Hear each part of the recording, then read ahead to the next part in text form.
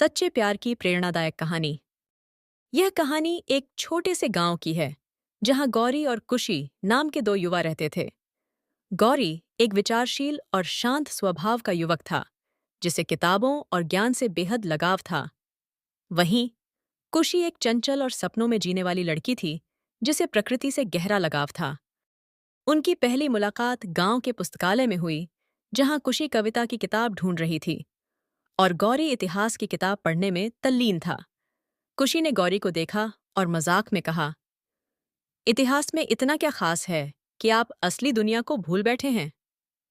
गौरी ने मुस्कुराते हुए जवाब दिया, शायद असली दुनिया में ऐसी कहानियां नहीं जो मुझे इतिहास में मिलती हैं। इस छोटी सी बातचीत ने दोनों के बीच दोस्ती की शुरुआत कर दी।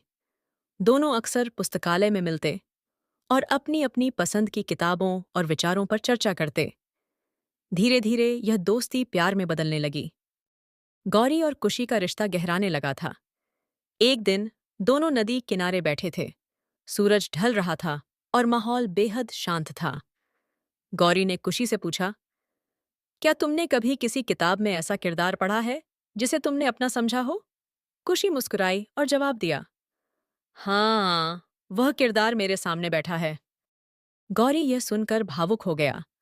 उसने कुशी का हाथ थामकर कहा, तुम्हारे बिना मेरी कहानी अधूरी है। कुशी ने भी अपने दिल की बात कह दी। इस तरह दोनों ने एक दूसरे से अपने प्यार का इजहार किया। हर प्रेम कहानी की तरह उनकी कहानी में भी मुश्किलें थीं। कुशी के परिवार को यह रिश्ता मंजूर नहीं था।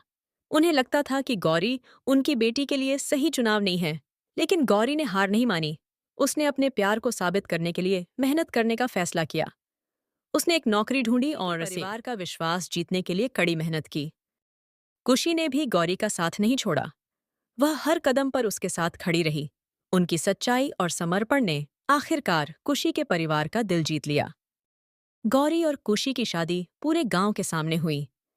यह शादी न केवल उनके प्यार की जीत थी, बल्कि यह भी साबित करती थी कि सच्चा प्यार हर बाधा को पार कर सकता है। शादी के बाद दोनों ने गांव में एक पुस्तकालय खोला, जहां लोग किताबें पढ़ सकते थे और ज्ञान का आनंद ले सकते थे। उनकी कहानी गांव के हर व्यक्ति के लिए प्रेरणा बन गई।